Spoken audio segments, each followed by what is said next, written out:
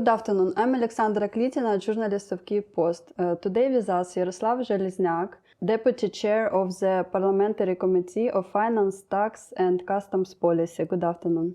Good morning. Good Banking morning. and financial markets, one of the biggest committees we're holding already. My first question is about how the Parliament's work have changed since the war started. How were first meetings held? Was there any panic? It was hard. There was not any panic. Actually, we was not very good prepared for the first meeting after the beginning of the war. I clearly remember the night in the 5 o'clock I was in my car and with my colleague, also the member of the parliament, we reached the point where we should be gathered. After that, we received the notification in Messenger that there will be another point. We get there. Security reasons. Yeah, right? I couldn't call the point, but it's very one of the sightseeing. So was it at night? Kyiv. It was like 6 of morning or 7 of morning, and we get there, and there was security, but not so as you think that like some secret agent. No, that just people who have to protect that nobody stole something from this building. And we said, okay, we have the parliament meeting, and they look at us. What? War begin? What? And after that, we go to the parliament. The speaker and I understand the president took the decision that the first meeting and voting of martial law should be in the building of the parliament. Everyone was in not in official dresses, just in something like sports Trousers. So, yeah, no trousers because it was cold, but and a lot of was with some bags because they with some documents. I also have all my important docs, power banks, some cash money, some keys from the mother flat and so on with me, because I don't know what will happen next. We voted very quickly. Everyone, there was no panic. There was no crying. Everyone was, like very nervous, but inside them, not try not to show to your colleagues that you are nervous. After that, I'm personally go to the office of party. My colleague and your previous colleague, my current colleague, Sergei Rakhmanin, he was one of the famous journalists in Ukraine. He go to the meeting with the president, and during the meeting, the security service evacuated president. Rakhmanin come back and said that I couldn't say something because president has been evacuated. It not give you be more optimistic. We stay in office like 2 or 3 hours of the party. It is near Mariinsky Park, near Zabrada. And after that, we receive information that there should not be any parliament votings this day.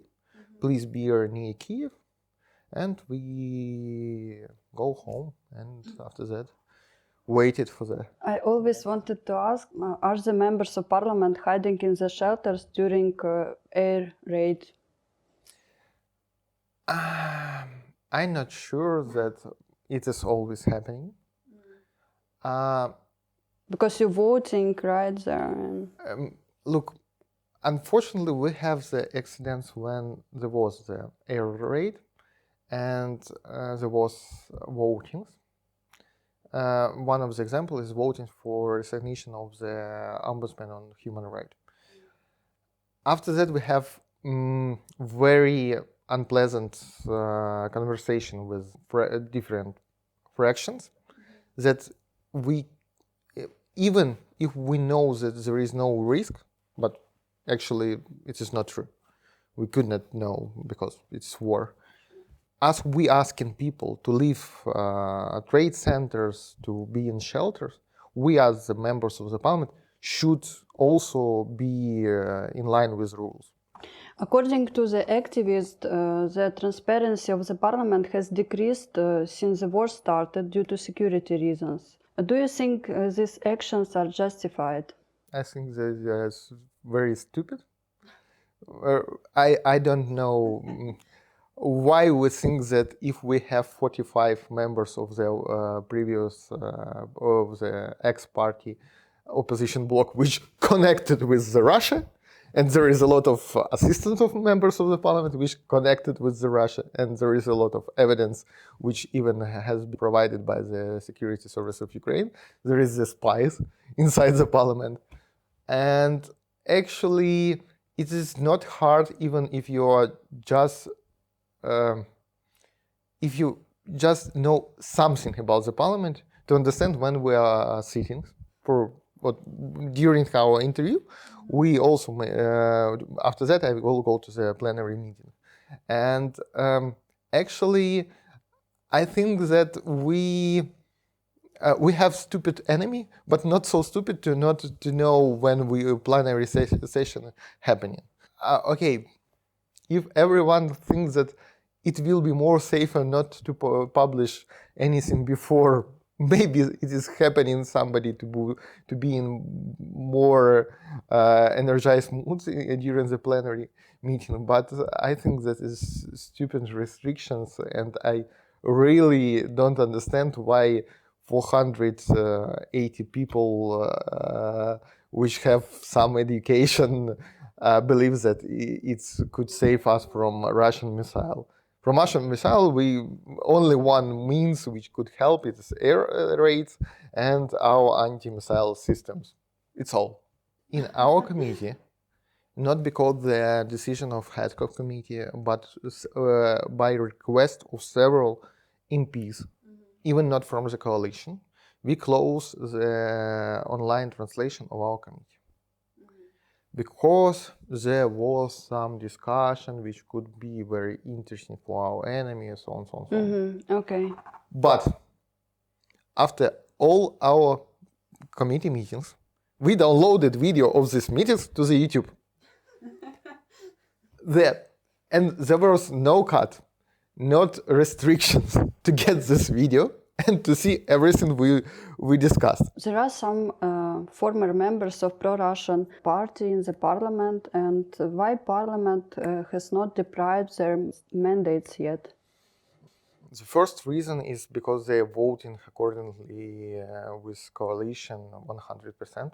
I'm not sure, but I think that if somebody made statistics, the pro-Russian MPs voting for issues which important for the coalition and the government more with highly efficiently than the members of coalition. It's interesting because I cannot do the statistics. There is no information on the website. I wanted to do. I will show you the trick.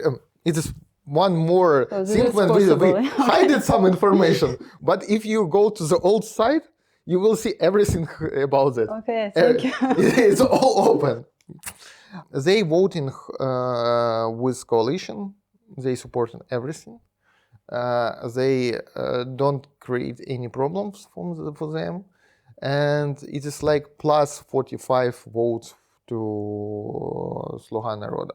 The second question is how to withdraw the mandates of Verkhovna Rada.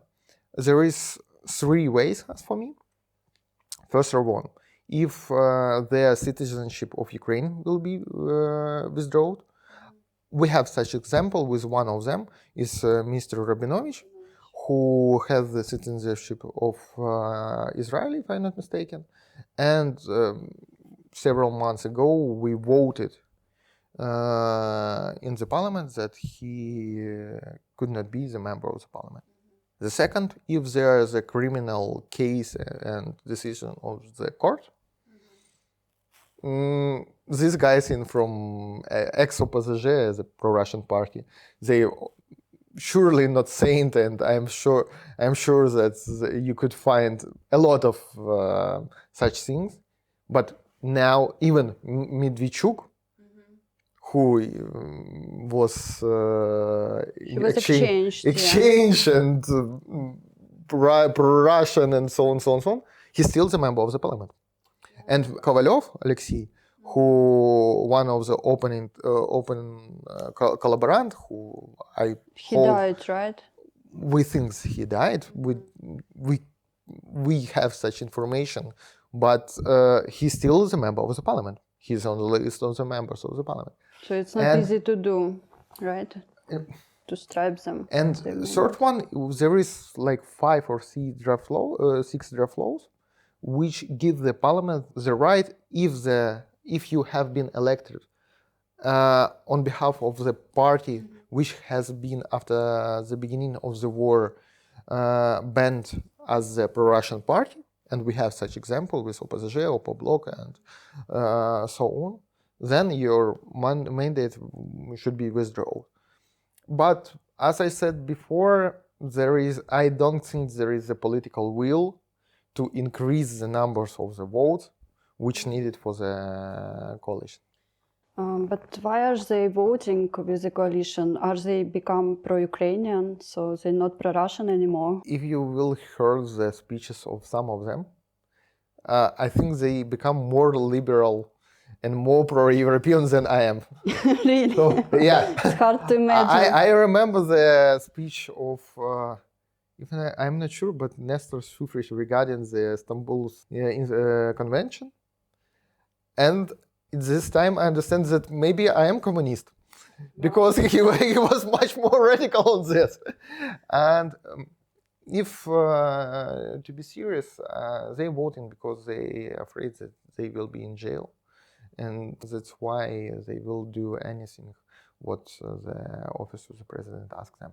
Actually, about Nestor Shufrich, he is a former pro-Russian member of OPZZ, and actually he is still heading a freedom of speech committee. It sounds like a joke, you know, and activists are demanding his resignation. So are there any plans to actually remove him from this position? There was such proposition from our fraction and some of other fractions. As I mentioned before, there are votes needed, and that's why I don't think that it will be possible due to the position of the coalition. The good news, this committee the influence of this committee zero. There is like 3 people of the committee, and actually, if you want my honest opinion, I think that we just should cancel such committee. There is no evidence that we just need such committee. Please tell us about your committee work. What are the achievements and priorities over 9 months?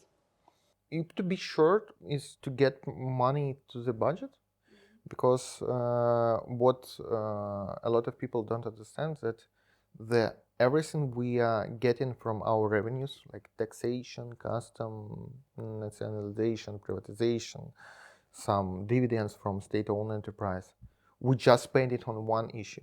This is a military issue. Salaries to our soldiers and some buying and repairing some equipment. It's all. And if you compare our all revenues in the next year and our future spendings on military sphere, it will be the equal.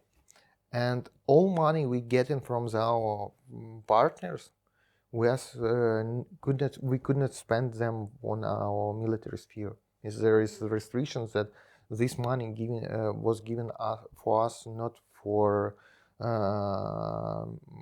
army. And unfortunately, we have a lot of problems. Bureau of Economic Security, special body in Ukraine, new body in the Ukrainian system, they really work very bad.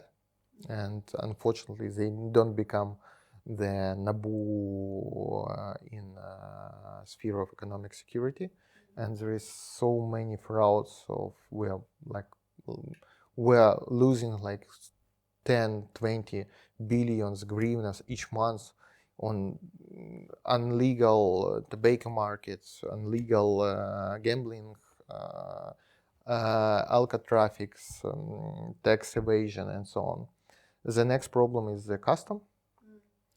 As for me, custom is one of the biggest problem for our economy. We are losing also like 12, 15 billions on the evasion of taxation during the custom procedures. There is a lot of evidence of corruption.